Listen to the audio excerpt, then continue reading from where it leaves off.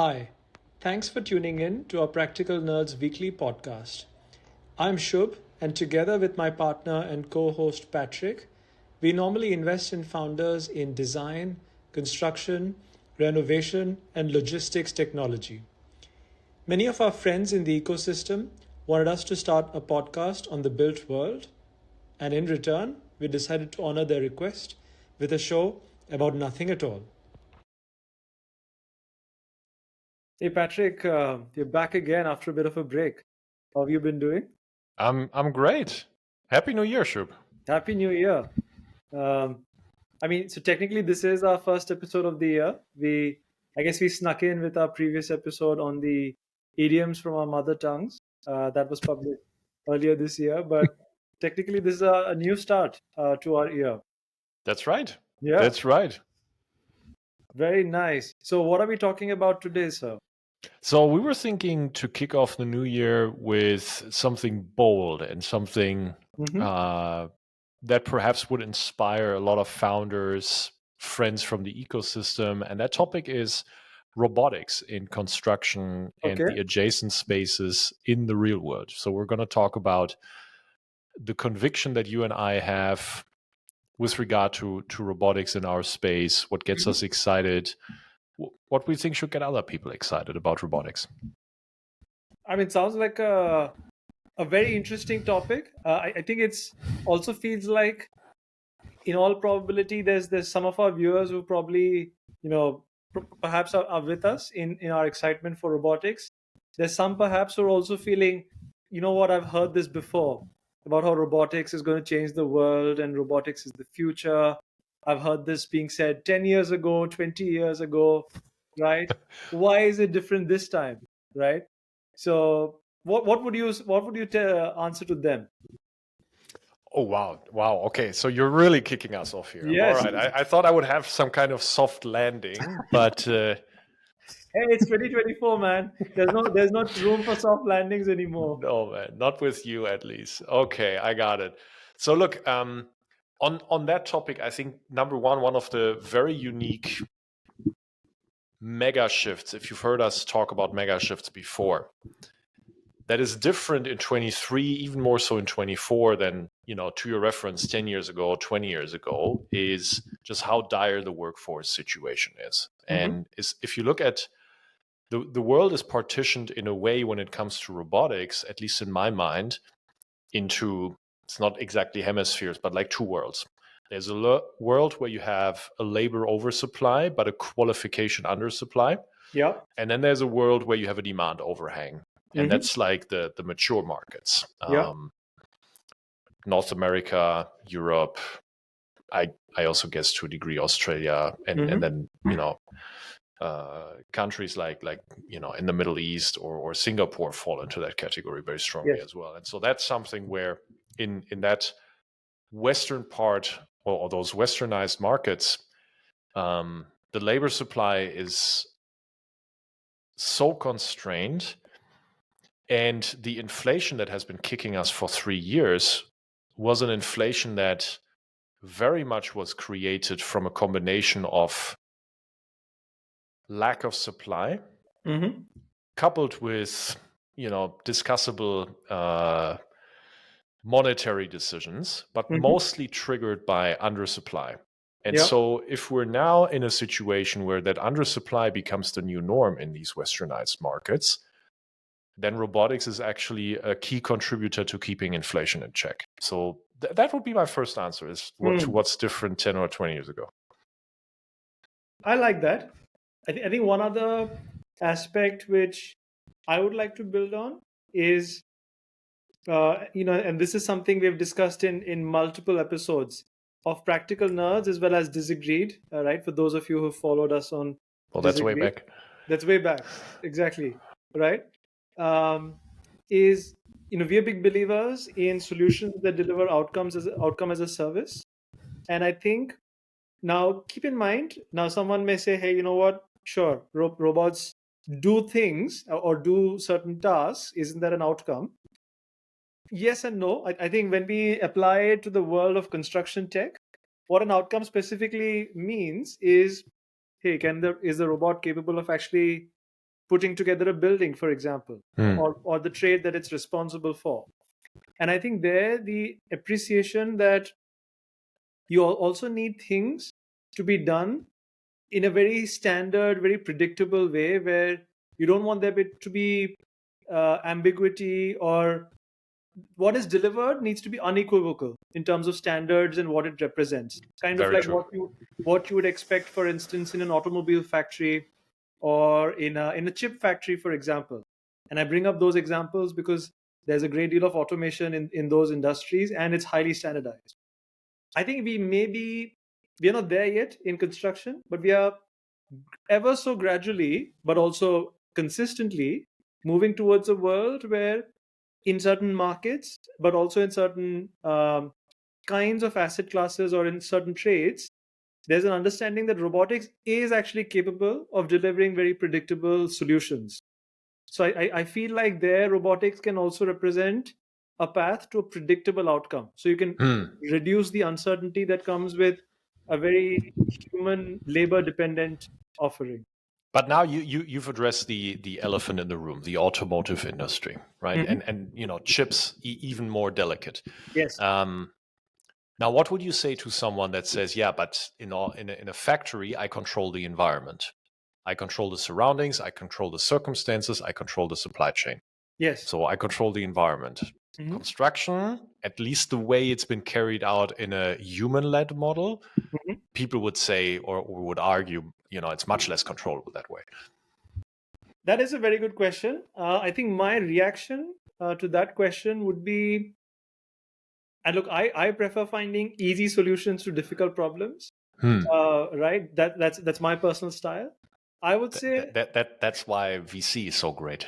It's exactly I mean, that's catering exactly to what your we do, need. right? It doesn't get an easier solution to hard problem than being a VC. That's as easy. That's easy street for you, right?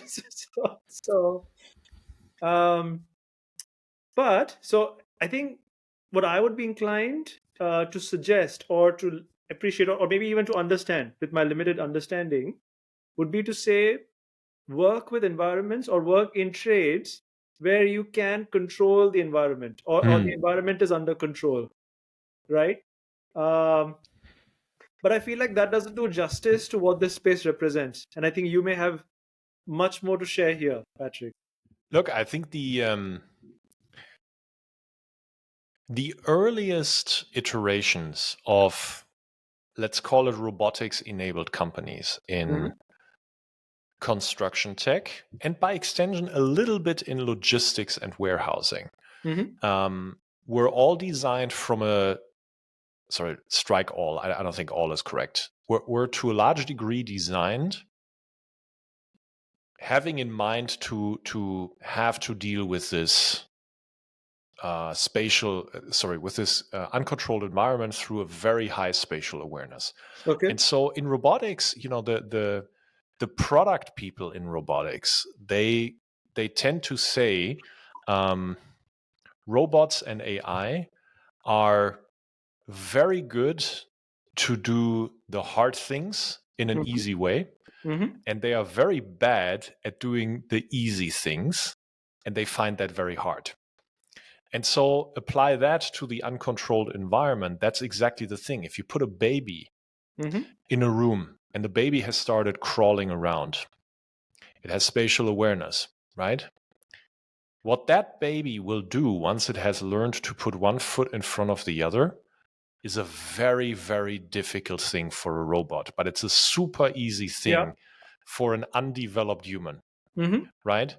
And so I feel like the first generation of robotics in our spaces was very much trying to replicate what a human would have to be able to do in terms of spatial awareness in a highly uncontrolled environment. Now, what I'm seeing is a generation of product first and not automation first Hmm. founders that seem to have similar winning formulae about, let's slice the workflow that we try to help with robotics into super granular steps, and let's reduce the amount of moving parts and things that the robot needs to be good at, including cutting out the ability to interpret the environment. So if you granularize it that way, if you make it super Tayloristic, and you just just means Yeah. dedicating your life to this, but Yeah. if you focus on a slice of a specific trait and its workflow, and you remove those moving parts in order to do that one thing, two things, three things very well, it increases your success rate in robotics for construction significantly, and it reduces the amount that you have to have spatial awareness and interact with the uncontrollable environment.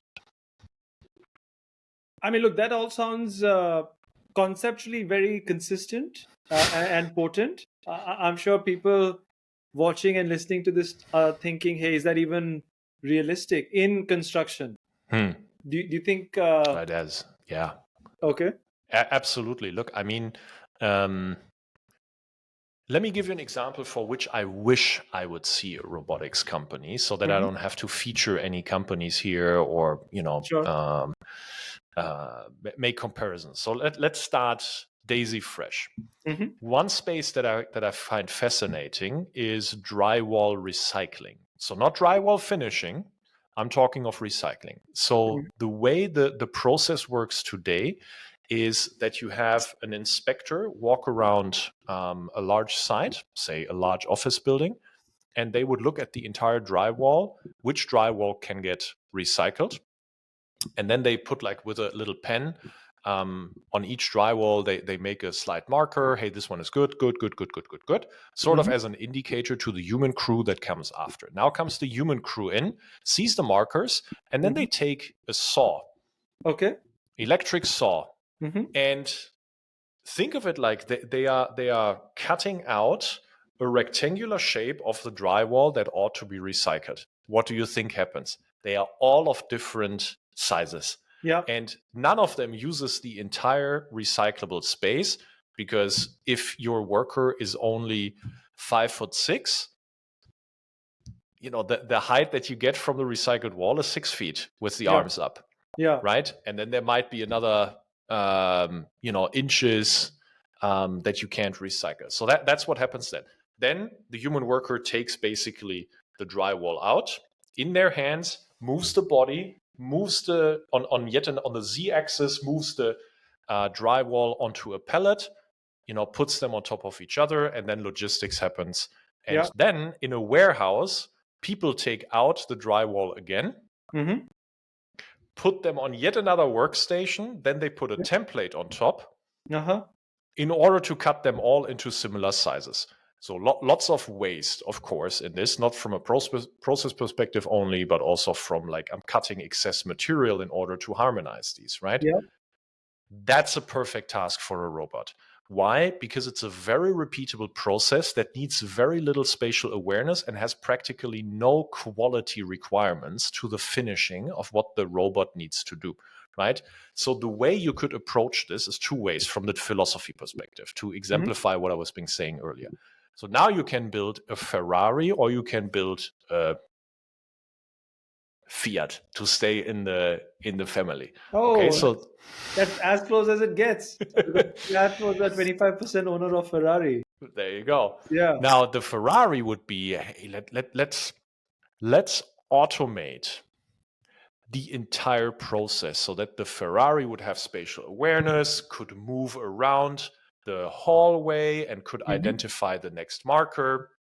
And then the Ferrari would also be able to, probably with suction or somewhat, grab the wall after it has sawed it out. Yeah. Then it needs to move it around. And if you then make the Ferrari also put it on the pallet, you need yet another axis from the robot tower or robot arm to do it. Lots of breaking points, right? Okay.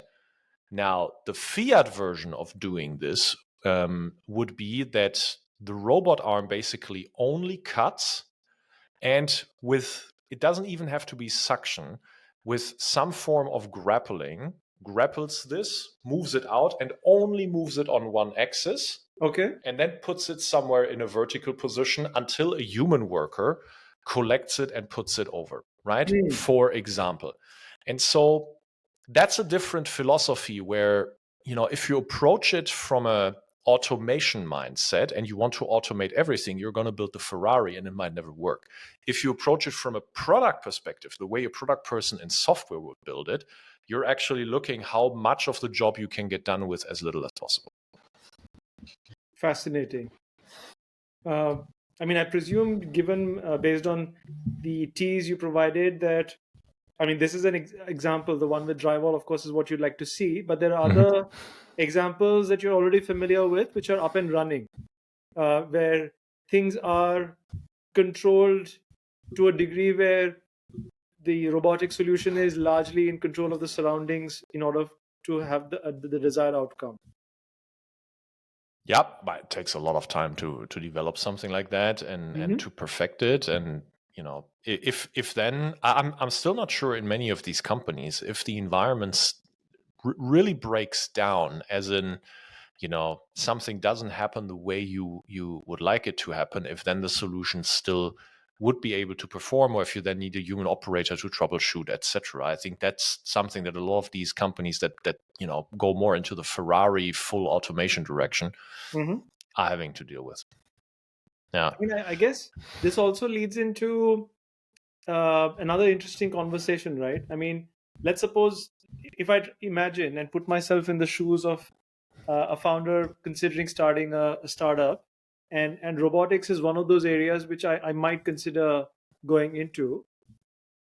I'm probably anticipating or preempting all these questions from VCs, like, hey, you'll probably have a long development cycle. Perhaps a lot of money and or time will go into iterations of the hardware, perhaps, Hmm. right? Or iterations of the various circuits, the models or the logic that goes into the robotic solution.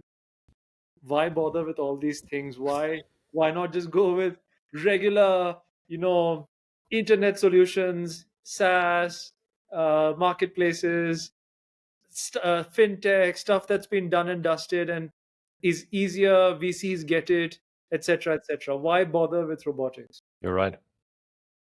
Yeah. Yeah, there are investors like that. And I mean, for me, it doesn't get more venture, more founder, more technology than robotics. So Hmm. if what you're getting up in the morning is technology, then robotics is, near the top of what you should be excited about, both as a founder slash operator as well as an investor. Hmm. Um, Again, I think the why now is exceptionally great. And then three, combined with what you said, right? So the robotics companies you can build in service type industries, of which construction is the largest in the world, is a service industry. It has P&L items for every outcome. Put Yeah. a wall in place, put a nail. Actually, except for like super granular stuff, put a nail into the wall or drill a hole. So that's not in the P&L of the service industry, but it's part of the overall wall finish. Hmm. So that's actually a great example. So if you can build a robotics company that can put a wall in place, you can sell that as a service. You don't have to sell the robot. You Yes, can actually monetize right away, even if the robot is only doing half of what you think it will do in 2 years, and you need to human augment the robot. that's right. You will still do revenue. Yeah. But if you're going into a service type industry where the outcome you're creating, let's say uh, hole drilling, Hmm. does not have a P&L line item, but is part of another one, then selling the outcome is actually very difficult. Hmm. So building a hole drilling robot, who do I sell into? What is the Yeah. price? Yeah. Very difficult to monetize. So I guess my overall point three here was that, if you're looking to build a robotics company in construction, the business model will actually be simpler and more gracious to you. Hmm. I guess to continue on this point, and look, I must admit, I've never done or led a robotics investment. So I'm Soon no one this year. to this year, right? This year I have not done a robotics investment, but you have, and so has our partner Adam over in the US, right?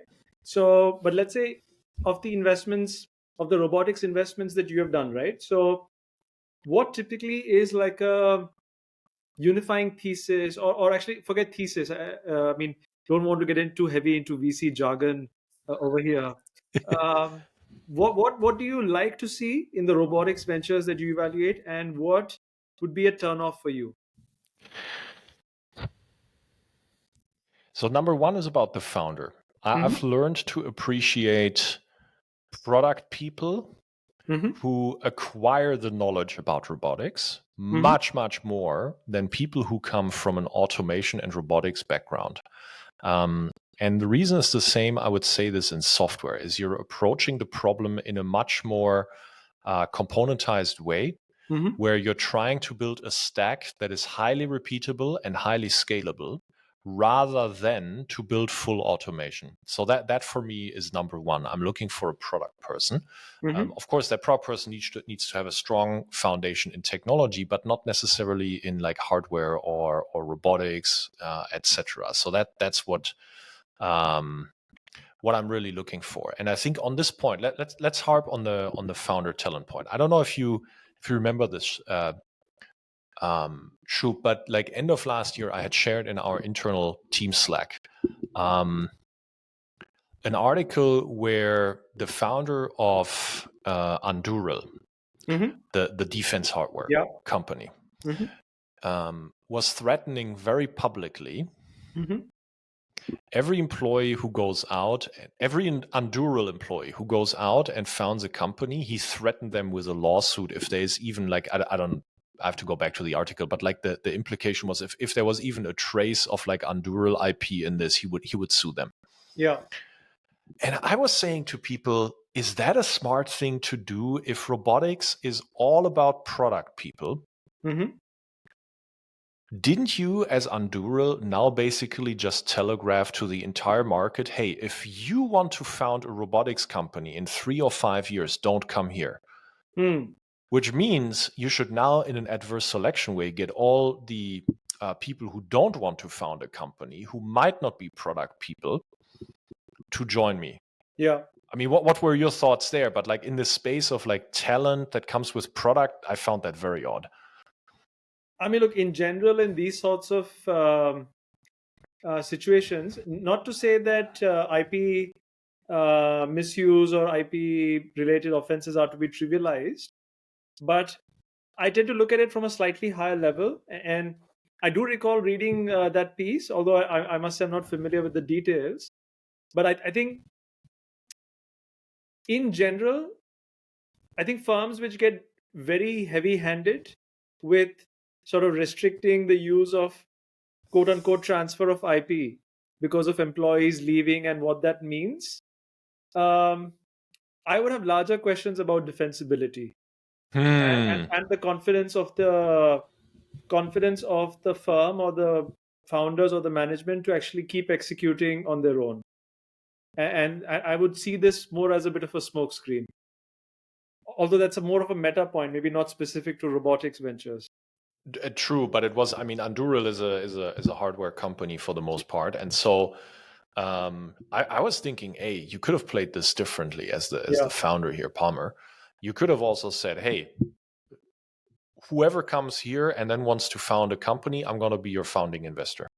which, by the way, many prominent startups and venture-backed success stories do take that philosophy. Exactly, and that's how they get the best product people on board, the best Hmm. founder level talent on Yes. board. So a bit of a detour, but my point being, I look for product people as Okay. robotics founders. Hmm. Yeah. So that's one thing, and then perhaps the other thing about specific to construction. I love componentized technology platforms. So, like, if you build a very monolithic, automate everything, and that's why it's defensible type approach, I would have questions how long it takes you to build it. Can you ever achieve the level of quality that you're striving? So that you're aspiring to. I like founders, again, very much tied to a product mindset, Hmm. that componentize the workflow, granularize it, and then do the same with the tech stack. And then basically, bit by bit, they automate the least complex but most value adding parts of it, and they reuse the stack. Right. Okay. And so, if for example, you have built a carrier under a structure for one of your robots that does a specific task to roll horizontally on one axis. Mm-hmm. Design that undercarriage in a way that you can reuse it for other robotics platforms. Yeah, Like that's how a product person is doing that. And that's what I mean with componentization. gotcha, gotcha. And I guess to take a mischievous route in response to what you said, because I think a lot of classic or top tier robotics firms don't exactly fit the description. Maybe neither description that you provided. In other words, neither are they product centric in terms of the talent or what they represent in terms of the background, nor are they componentized. Right? Yeah. They have this monolithic structure. Is that what you're? If you were to answer, what do you not like to see in robotics ventures that you evaluate? Would that be your answer, or are there other traits? So a very cheeky way of answering that, and this is not, I would not say it like that. Hmm. I'm exaggerating now. Uh-huh. But if you wanted to take my argument into the absolute extreme, um, someone that comes with 20 years of building robotic arms for automotive at ABB Hmm. would be less interesting to me as I such a see. founder. So that's what I'm saying. Okay. Um, every case has its place, but in general, it's a product for me. And so you described earlier that you have a preference. No, sorry, not just preference, but you think product oriented founders and teams Mhm. have a not necessarily unfair advantage. I don't want to put words in your mouth, but they have a better chance at robotics ventures in construction tech. Suppose if someone comes from the outside, in other words, say a person has been exceptional at building product, has all the nuances of it, but it doesn't specifically have hardware experience or robotics experience. Do you think it's something that can be learned in the context of a new robotics venture? I do, but Okay. you have to. So you can't pick parts of the playbook we're discussing here and only do one page of it. Then it will Mhm. all fall apart. So you will have to commit to a very Tayloristic granular workflow structure and say, okay, I want to pick a very, very small part of that Mhm. I start with. Number one. Number two, you will have to componentize your tech stack in order to keep expanding what you cover with your robotics platform overall.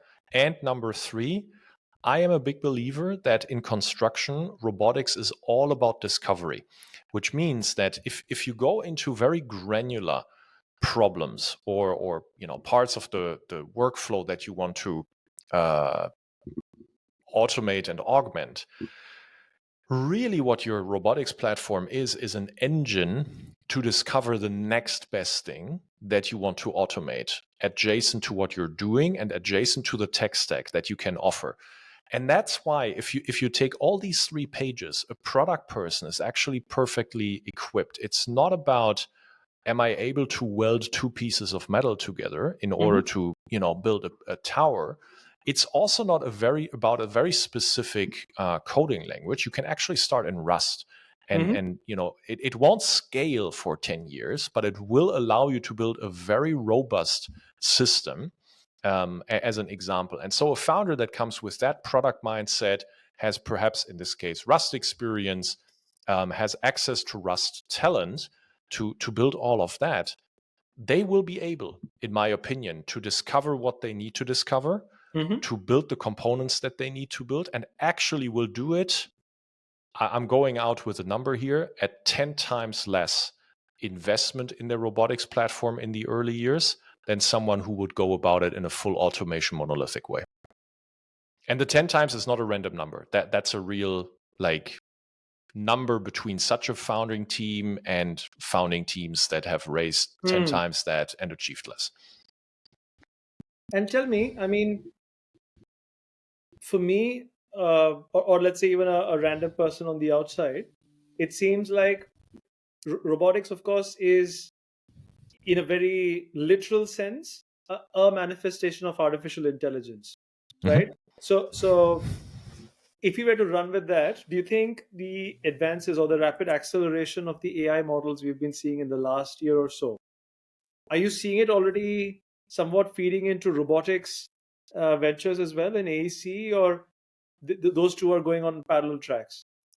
Um, they might, but Mm-hmm. I think the robotics companies that have the highest chance of becoming a big success in construction tech might not be always at the cutting edge of of the intersection of robotics and AI, because it's not an advantage. It's probably again too complex to actually get an outcome done, to borrow again one of your phrases, right? So I might not be seeing it, to your question, Mm-hmm. not because, I don't find it interesting, but because the market in construction specifically asks for something more granular, more outcome, more repeatable on a component level, right? Mm-hmm. Um, it's not about the cutting edge. It's about getting an outcome done in Yeah. the most efficient and repeatable way in construction. Hmm. Gotcha. I mean, how is it in the emerging markets, right? So we're going into this episode, we're briefly saying, okay, so there's like, demand overhang, undersupply of labor, and then there's oversupply of labor, but perhaps an undersupply of qualifications. Like, how is it different in the markets you cover? I mean, if I were to zoom out, right, I must admit there's firstly a difference in the absolute number of robotics tech ventures in emerging markets for obvious reasons. It's not because, I guess the talent follows the opportunity or the market need. All right. So the market need is such that because in all the emerging markets, or I mean, the Middle East is a special case where it has characteristics of both the emerging and mature markets. Maybe we can take that as a separate use case.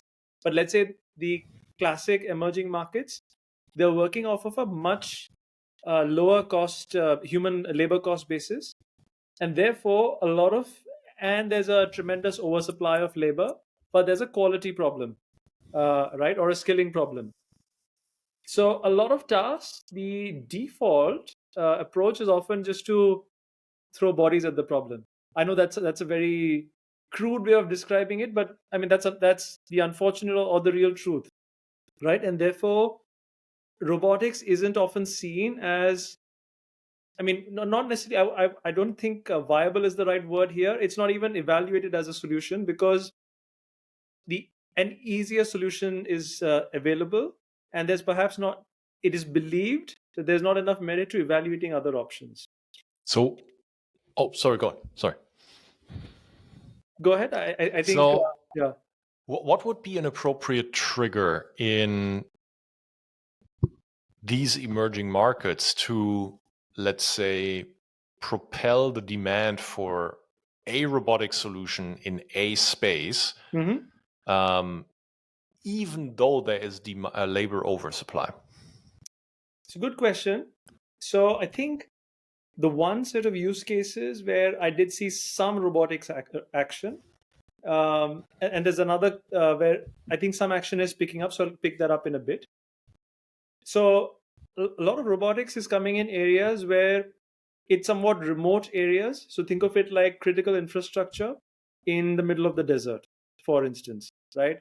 Or somewhere in the middle of a forest, or in rural areas where you still have people, but you don't have as many people employed in blue collar construction trades Hmm. to get the work done. So there are solutions out there to deploy robotics to kind of act as either remote installation or remote monitoring or remote sort of fixing kind of solutions, if I may call it that. So there's some applications out there.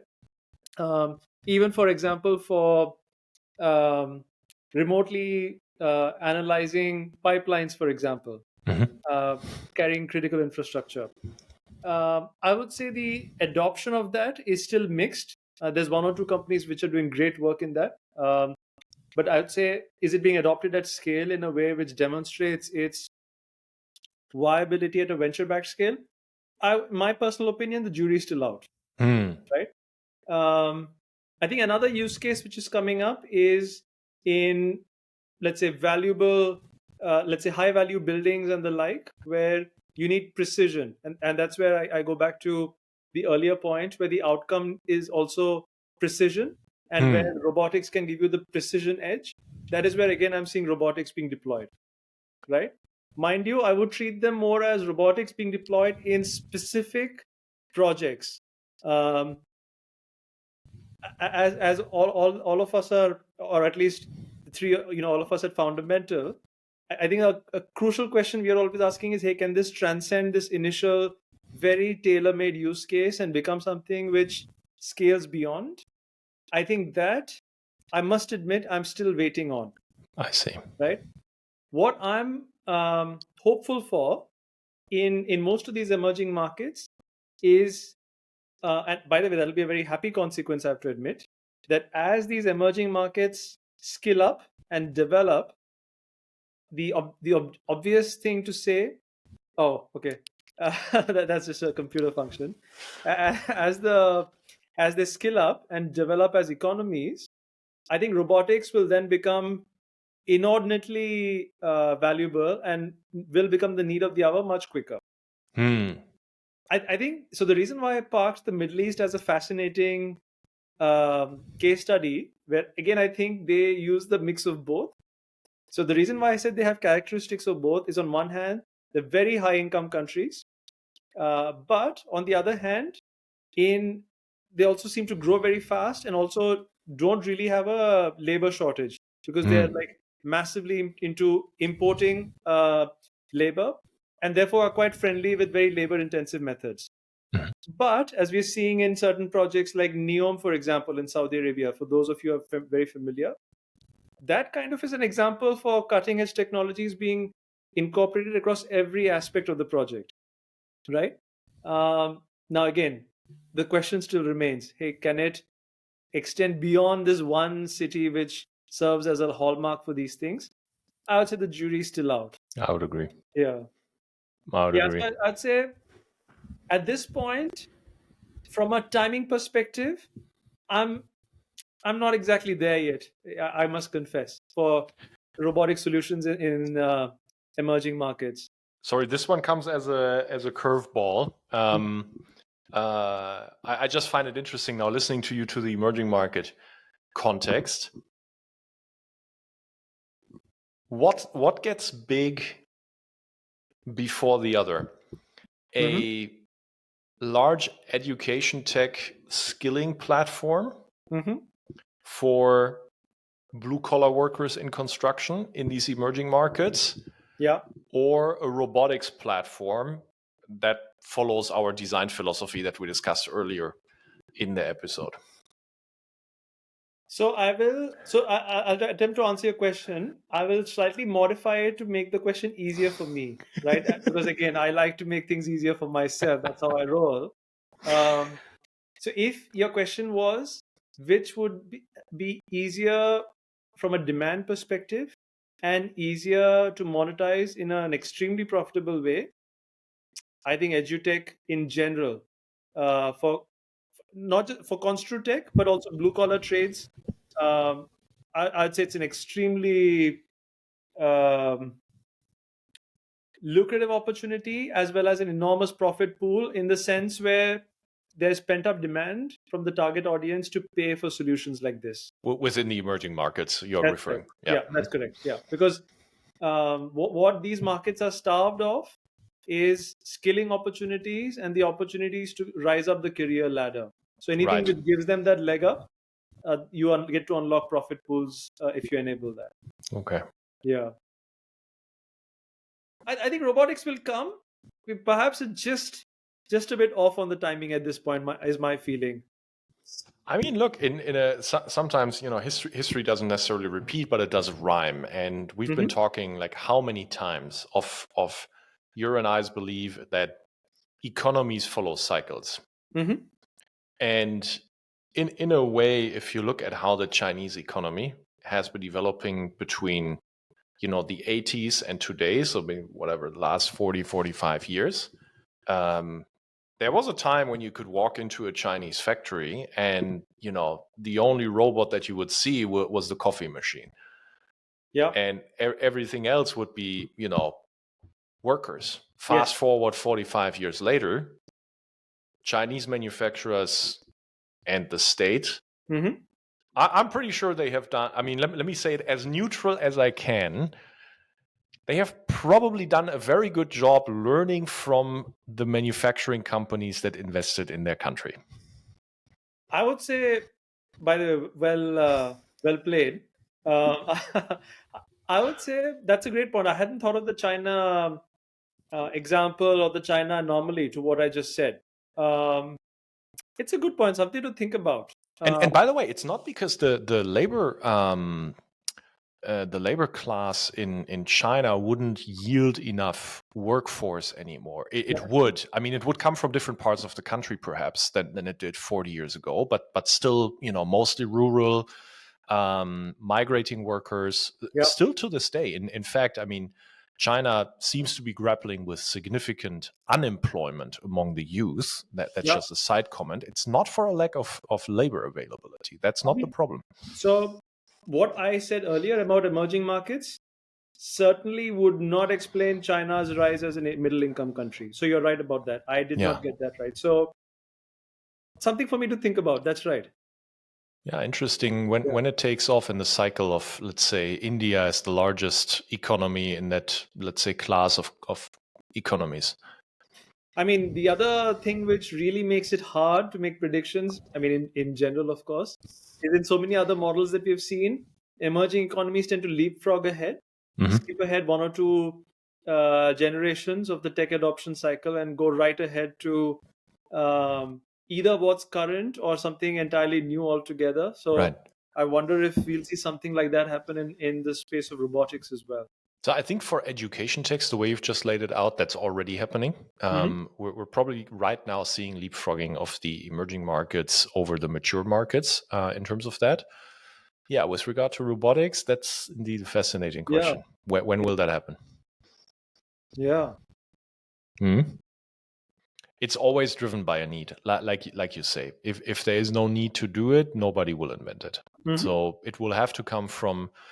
Um, it could be safety concerns, perhaps one day of dangerous jobs.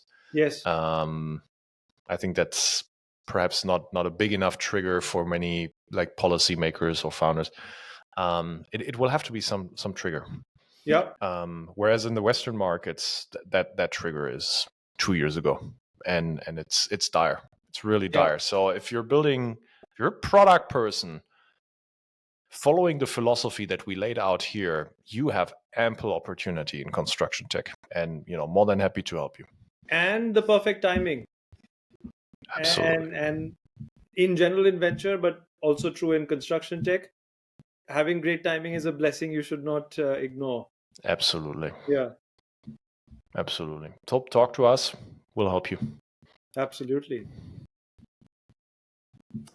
Hey, before we wrap up, Patrick, so what are you most excited about for this week? Not that I don't like talking to you, I do, but I'm looking forward to a long podcast recording with Owen and Martin from the Bricks and Bytes podcast, Oh yeah. something that we've scheduled a long, long time ago. Hmm. And I've been looking forward to a long, long time ago. They're building an amazing community and I think amazing voice in the community. Quite humbled to be part of that for sort of a special show. It will be fun. I'm an avid listener of what they put out. Really like it. So hope I can deliver Fabulous. something. I've heard a couple of episodes of the Bricks and Bytes podcast. I think he's doing a great job, and looking forward to your episode as well. Me too. They will grill me. Nice. How about Nice. you? What's in your calendar? There's a couple of firms I'm very excited about. Um, I think one in particular, I would say, if they nail what they are promising, it could be quite transformative, yeah, in how they supply several different supply chains for critical materials. Hmm. Um, Extremely excited about that opportunity in particular. Hmm. Yeah. It sounds like Marketplace Man is at its work again. Uh, I suppose. I mean, It's hard. It's hard to. I mean, it is a marketplace in a way, but it's. I mean, I don't like to bucket everything into a marketplace, if you That's know what right. I mean. Yeah. Yeah. So, um, yeah, but quite excited about that No, opportunity. but I say that with a lot of respect because in India, I think you have a reputation for being Mr. B2B marketplace. So Okay. uh, why not? Why not Yeah. cluster it into that? That's a good thing. Yes. Why not? I guess. I mean, Yeah. I mean, it's not yet become a negative thing to call a company a B2B marketplace. Not yet, at least. Give it 2 years. Give it 2 years, exactly. Oh man, that's right. I mean, things really fall out of fashion in our industry at some point. Yeah, like you and me talking to each other. I mean, that was never in fashion. That we've got that going for us. Exactly. Can't fall out. You know, that's this meme here. Can't Yeah, fall out of fashion if you've never been in fashion. that is right, sir. Good. So looking forward to a fun episode year 2024. You know, last year we did 20 episodes. First one starting, I think, late May. That's correct. Perhaps we get to, I don't know. What do you think? What's our target for this year? Number of episodes? Do you want an exact number or a range? Are you de-risking with a range? You know what? Let me give you both. So I would say, if I had to give a range, I would say we end up between 55 and 60, as in, Whoa. so not for the year, aggregate. Oh, aggregate. Okay, including last year's. Okay, you know what? Let me give you the aggregate for the year. I would say between 35 and 40 for the year. Okay. Yeah. I That's think that's ambitious. I think that's an ambition I can run with. Yeah. okay. Let's see. Let's see how we deliver on that ambition. Yeah. I mean, at some point, I just log in, and while I record, I'll play an old episode. Yeah. I mean, we'll also do the. We'll just watch. The episode will be us reacting to an earlier episode. Hey, I mean, it's a popular YouTube theme, dude. Okay. Like Yeah. it. Yeah. We have a few younger colleagues on the team. Perhaps we should watch them watch the old guys talk. Oh, So I mean, I like that idea a lot. I really like that idea. they would probably come up with or already have fun nicknames for us. Yes. All right. On that self-pitiful note, wish you a wonderful week. I wish you a wonderful week, sir. See you again very soon. See you soon. Ciao, Shub.